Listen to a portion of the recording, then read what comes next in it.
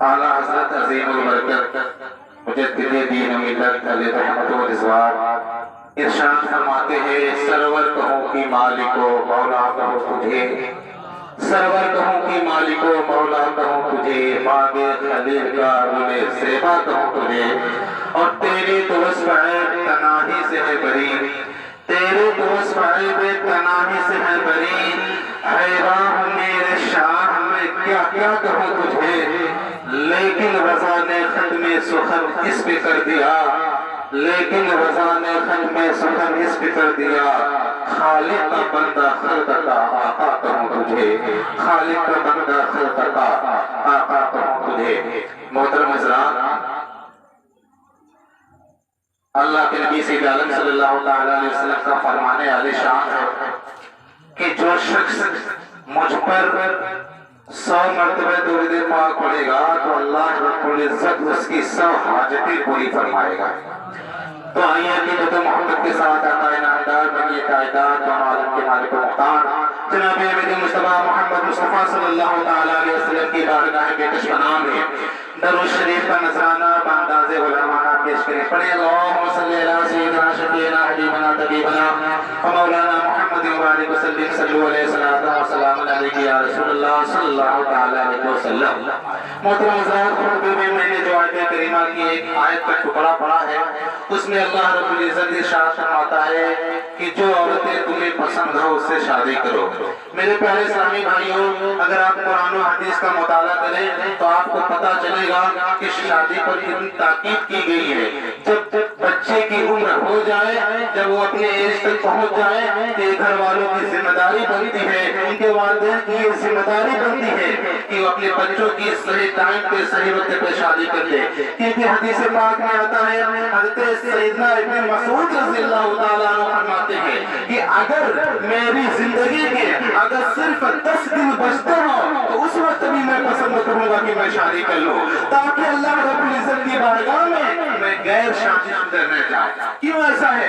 کیونکہ اللہ کے نبی سید عالم صلی اللہ تعالیٰ علیہ وسلم ایک مقام پہ نکاح کی فضیلت کو بیان کرتے ہوئے ارشاد فرماتے ہیں کہ جو شخص نکاح کر لیتا ہے اس کا آدھا ایمان مکمل ہو جاتا ہے۔ میرے پیارے اسلامی بھائیوں، اور ایک مقام پر اللہ کے نبی سید عالم صلی اللہ تعالیٰ علیہ وسلم نکاح کی فضیلت کو بیان کرتے ہوئے ارشاد فرماتے ہیں، شادی شدہ کی 1 سال کی عبادت غیر شادی شدہ کی 1000 سال کی عبادت سے افضل ہے۔ تو میرے پیارے اسلامی بھائیوں، اس لیے اللہ کے نبی سید عالم صلی اللہ علیہ وسلم نے نکاح پر بہت ساری احادیث پاک ارشاد فرمائی ہیں، اور صحابہ کرام کا اس پر بڑی توجہ کے ساتھ عمل رہا ہے۔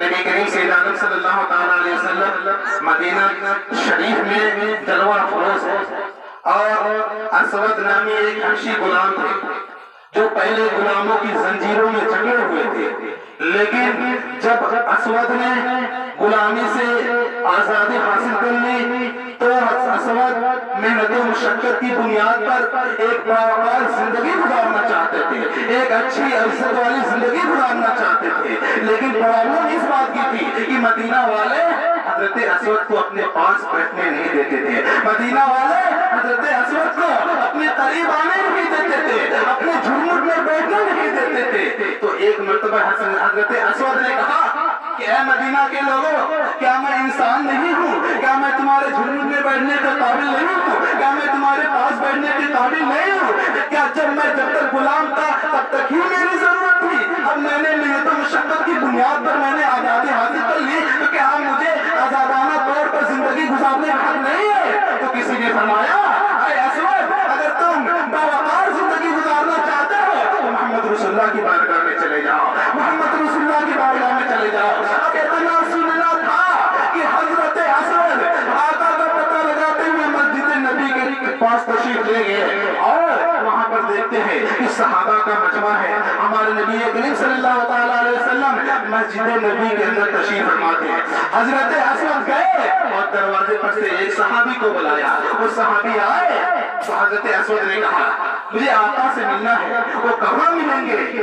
تو صحابی نے فرمایا ہمارے آقا صلی اللہ تعالیٰ علیہ وسلم دیکھو وہاں پر جلوہ افروز ہے، جو سب سے حسین و جمیل نظر آ رہے ہیں۔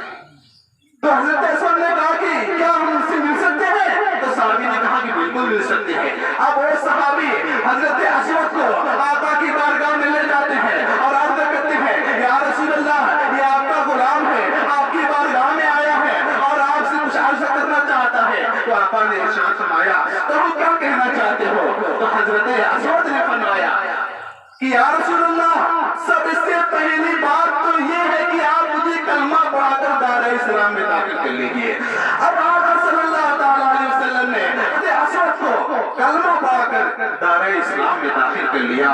میرے پیارے اسلامی بھائیوں، اب جیسی ہی اسود نے جیسی ہی کلمہ پڑھا، جتنے صحابہ وہاں پر موجود تھے سارے صحابہ اٹھے اور یکے بات دیگرے حضرت اسود کو سینے سے لگانے لگے، حضرت اسود کو گلے لگانے لگے، حضرت اسود کو مبارکباد دینے لگے۔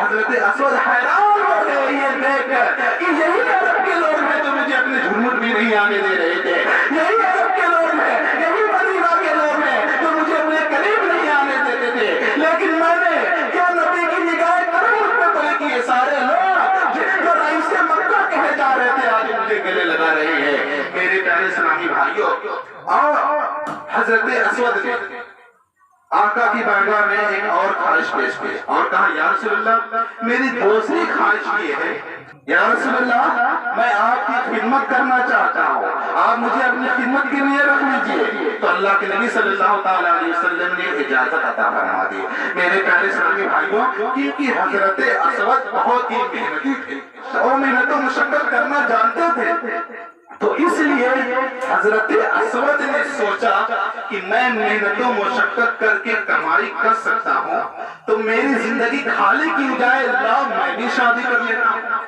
اب حضرت اسود نے شادی کے لیے بہت سارے قبیلوں میں نکاح کا پیغام بھیجا، لیکن سارے قبیلے والے یہی کہہ کر اس رشتے کو انکار کر دیتے تھے کہ اے اسود، تم تو حبشی ہو، تم تو کالے ہو، تمہاری شکل و صورت اس قابل نہیں کہ عرب کی کوئی دوشیزہ تم سے نکاح کرے، تمہاری شکل و صورت اس قابل نہیں کہ عرب کی کوئی لڑکی تم سے نکاح کرے۔ میرے پیارے اسلامی بھائیوں، حضرت اسود نکاح کا پیغام دیتے دیتے تھک گئے، لیکن کہیں معاملہ صرف نہیں ہوا۔ ایک دن حضرت اسود نے سوچا کہ لا یہ معاملہ بھی رسول اللہ کی بارگاہ میں عرض کر دیتے ہیں۔ میرے پیارے اسلامی بھائیوں، اب حضرت اسود رضی اللہ تعالیٰ عنہ اب حضور کی بارگاہ میں جاتے ہیں، نگاہیں جھکی ہوئی ہیں، شرم و حیا سے عرض کرتے ہیں یا رسول اللہ صلی اللہ تعالیٰ علیہ وسلم، میں ایک فریاد لے کر آیا ہوں، یا رسول اللہ میں ایک فریاد لے کر آیا ہوں۔ آقا نے فرمایا بتاؤ کون سی فریاد لے کر آئے ہو؟ تو حضرت اسود نے کہا یا رسول اللہ میں شادی کرنا چاہتا ہوں۔ اللہ کے نبی نے فرمایا بہت اچھی بات ہے، اسود مبارک ہو کہ تم شادی کرنے جا رہے ہو، لیکن اسود نے فرمایا یا رسول اللہ پرابلم اس بات کی ہے میں نے بہت سارے قبیلوں میں نکاح کا پیغام بھیجا، لیکن سارے قبیلے والے یہ کہہ کر انکار کر دیے کہ اے اسود تم حبشی ہو، تم کالے ہو، تمہاری شکل و صورت اس قابل نہیں کہ عرب کی کوئی لڑکی تم سے نکاح کرے۔ تو اللہ کے نبی نے ارشاد فرمایا کہ اے اسود تم کو گھبرانے کی ضرورت نہیں ہے، جاؤ قبیلے ثقیف کے سردار کے گھر جاؤ اور اس سے کہنا کہ وہ اپنی اکلوتی بیٹی کا نکاح مجھ سے کر دے اور اس سے فرما دینا کہ رسول اللہ کا حکم ہے۔ میرے پیارے اسلامی بھائیوں، اب اللہ کے نبی صلی اللہ تعالیٰ علیہ وسلم نے تو حضرت اسود کو بھیج دیا۔ اب حضرت اسود قبیلے ثقیف کے سردار کے گھر جاتے ہیں اور سردار جو ہے صحابی رسول سمجھ کر بڑی عزت کرتے ہیں، بڑی خاطرداری کرتے ہیں۔ اب جب خاطرداری مہمان نوازی کے بعد جب فارغ ہوئی تو حضرت اسود نے سردار سے کہا کہ اے قبیلے ثقیف کے سردار، آپ جانتے ہیں کہ میں کس مقصد سے آیا ہوں آپ کے یہاں؟ تو سردار نے کہا کہ مجھے نہیں پتا، آپ صحابی رسول ہیں، آپ کی عزت کرنا ہمارے اوپر لازم ہے، لیکن مجھے یہ نہیں پتا کہ آپ کس لیے آئے ہیں۔ تو حضرت اسود نے کہا اللہ کے رسول کا ایک پیغام لے کر آیا۔ تو سردار جب اتنا سنا تو چوک گیا اور کہا اللہ کے رسول کا پیغام لے کر آیا۔ تو حضرت اسود فرمانے لگے کہ اللہ کے نبی صلی اللہ تعالیٰ علیہ وسلم نے مجھ سے یہ کہہ کر بھیجا ہے کہ اے اسود جاؤ قبیلے ثقیف کے سردار کے پاس جاؤ اور اس سے कहना कि वो अपनी इकलौती बेटी का निकाह मुझसे कर दे और उससे ये भी कह देना कि ये रसूलुल्लाह का हुक्म है। अब इतना सुनना था कि सरदार की निगाहें झुक गई, सोच में पड़ गए, हैरत में पड़ गए और सोचने लगे कि असवद अगरचे सहाबी रसूल है मगर असवद की शक्ल सूरत इस काबिल नहीं कि अरब की कोई दोषी जान को कबूल करे, क्योंकि असवद तो इतने काले हैं, ये हबशी है और मैं तो कबीले तकीब का सरदार हूँ और मेरी बेटी तमाम खानदानों में सबसे आला है।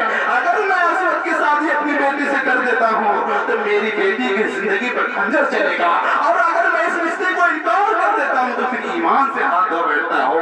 समझ में कुछ नहीं आता कि छेड़ूं दास्तां कैसे, साए तो बगावत है, रुलाए तो बगावत है। मेरे प्यारे इस्लामी भाइयों, अब वो सोचने लगे खड़े होकर क्या करें तो क्या करें। सरदार सोच में पड़ गए, कुछ जवाब नहीं दे रहे। जब थोड़ी देर हो गई तो हजरत असवद ने कहा कि सरदार साहब आप कुछ जवाब नहीं दे रहे हैं, अब मैं वापस जा रहा हूँ। मैं रसूलुल्लाह सल्लल्लाहु ताला अलैहि वसल्लम की बारगाह में अर्ज कर दूंगा कि या रसूलुल्लाह मैंने तो आपका पैगाम सरदार को सुना दिया था लेकिन उसने कोई जवाब नहीं दिया। अब जैसे ही हजरत असवद वापस होने के लिए कदम बढ़ाए तब तक कि पर्दे से आवाज आती है और जाने वाले रुक जाओ, और जाने वाले ठहर जाओ। पर्दे से आवाज आती है अब्बा जान इस निकाह को मंजूर कर लो। आने वाले को न देखो कि आने वाले कैसा है, बल्कि भेजने वाले को देखो कि भेजने वाला तो हुस्न कासिम है, भेजने वाला तो ऐसा है कि आज तक अल्लाह ने इतना हसीन और जमील किसी को बनाया ही नहीं है।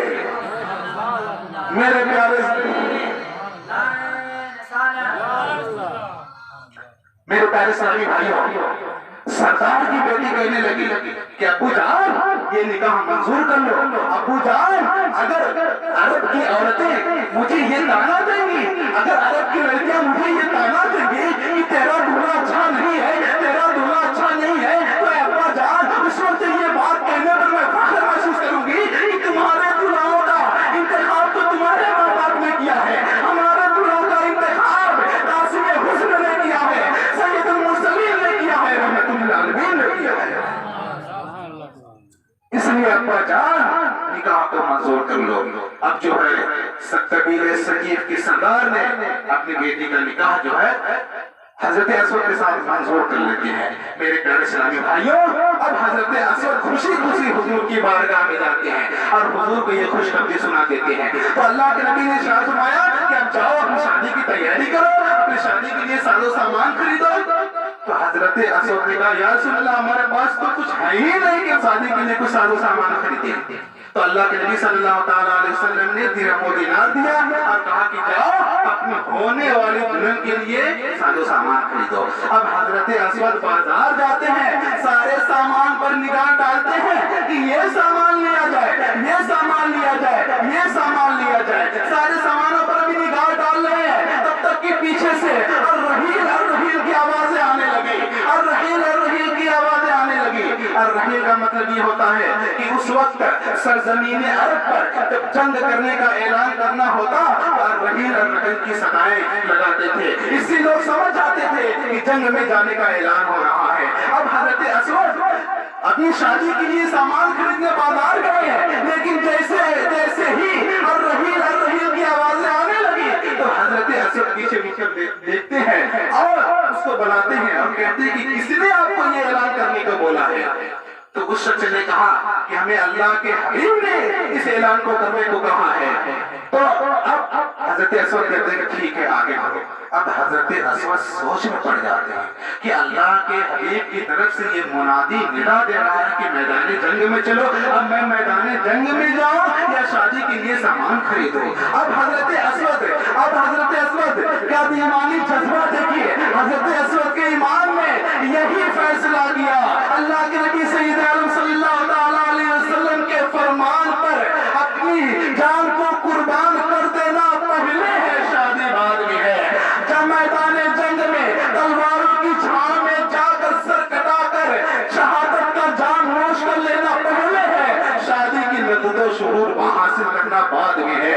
मेरे प्यारे इस्लामी भाइयों, حضرت اسود کے ایمان نے یہی فیصلہ کیا کہ اے اسود شادی کے لیے سامان نہ خریدو بلکہ جنگ میں جانے کے لیے اسلحہ خریدو۔ میرے پیارے اسلامی بھائیوں، اب حضرت اسود میدان جنگ میں چلے جاتے ہیں اور اسلام و کفر کا مارکا بڑا گرم ہوا۔ حضرت اسود بہادری کے ساتھ لڑتے رہے یہاں تک کہ شہادت کا جام نوش کر گئے۔ میرے پیارے اسلامی بھائیوں، نبی کریم صلی اللہ علیہ وسلم نے جنگ فتح کر لی اور سارے شہیدوں کی لاشوں کو جمع کر رہے تھے، تو جیسے ہی اللہ کے نبی سید عالم صلی اللہ علیہ وسلم کی نگاہ حضرت اسود پر پڑی تو نگاہ نبوت بھیگ گئی، آپ کی آنکھوں سے آنسو نکل گئے۔ تو صحابہ کرام نے عرض کیا یا رسول اللہ صلی اللہ علیہ وسلم، آپ نے سارے صحابہ کی مقدس لاش کو اٹھایا، سارے شہیدوں کی لاشوں کو اکٹھا کیا، لیکن آپ کی نگاہ نبوت نہیں بھیگی، آپ کے آنکھوں سے آنسو نہیں نکلے، مگر جب آپ نے اسود کے جسموں کو دیکھا تو آپ کے آنکھوں سے آنسو نکل گئے، نگاہ نبوت بھیگ گئے۔ آخر اس کی وجہ کیا ہے؟ تو اللہ کے نبی سید عالم صلی اللہ علیہ وسلم نے ارشاد فرمایا کہ یہ وہ شہید ہے جس نے جنگ کو شادی پر ترجیح دی ہے۔ اے میرے صحابیوں، میں دیکھ رہا ہوں کہ ساری جنتی حوریں یہ خواہش کر رہی ہیں اور مجھ سے کہہ رہی ہیں کہ یا رسول اللہ یہ شہید مجھے دیا جائے، یہ شہید مجھے دیا جائے، یہ شہید مجھے دیا جائے، جب تک کہ حضرت اسود رضی اللہ تعالیٰ عنہ کی جو ہونے والی بیوی تھی، جو انہیں ہونے والی دلہن تھی، وہ میدان جنگ میں آ گئی اور کہنے لگی یا رسول اللہ اسود کو تو میں نے پہلے پسند کیا ہے، اسود چاہتے ہیں مجھ کو مت بھولنا، یا رسول اللہ اسود میرے ہیں۔ میرے پیارے اسلامی بھائیوں، بتانے کا مطلب یہ ہے کہ رسول اللہ صلی اللہ علیہ وسلم کا یہ چہیتا عاشق، رسول اللہ صلی اللہ علیہ وسلم کا یہ غلام نبی کریم صلی اللہ علیہ وسلم کے فرمان پر، ان کے نام پر شہادت کا جام نوش کر کے یہ ثابت کر دیا کہ ناموس رسالت پر اسلام کی حفاظت کے لیے اگر جنگ کرنا پڑے، یہ جنگ کرنا یہ پہلے ہے اور زندگی کے بقیہ لوازمات بعد میں ہیں۔ اسی طرح اگر اسلام پر کوئی آنچ آئے یا باقی اسلام پر کوئی آنچ آئے، ہمیں پیچھے نہیں ہٹنا ہے، اپنی جان کو قربان کر دینا پہلے ہے، بقیہ لوازمات بعد میں ہے۔ اس لیے یا رسول اللہ ہمارے ماں باپ، ہماری جان، ہماری مال، عزت، آبرو، ہماری زندگی کا ہر لمحہ حضور کے نام پہ قربان ہے۔ اس لیے ہمارے نبی کا نام کل بھی اونچا تھا، ہمارے نبی کا نام آج بھی اونچا ہے۔ میرے پیارے اسلامی بھائیوں، اب یہی پڑھ کر میں اپنے گفتگو کو اختتام کرتا ہوں۔ اللہ رب العزت کی بارگاہ میں دعا ہے کہ جو کچھ بھی بولنے میں غلطی ہوئی ہو اسے معاف فرمائے۔ استغفر اللہ ربی من کل ذنب و اتوب الیہ۔ لحد میں عشق روح شہ کا داغ لے کے چلے، اندھیری رات سوئی تھی چراغ لے کے چلے، تیرے غلاموں کا نقش قدم ہے رائے خدا، وہ کیا بحث سکے جو یہ سراغ لے کے چلے۔ السلام علیکم۔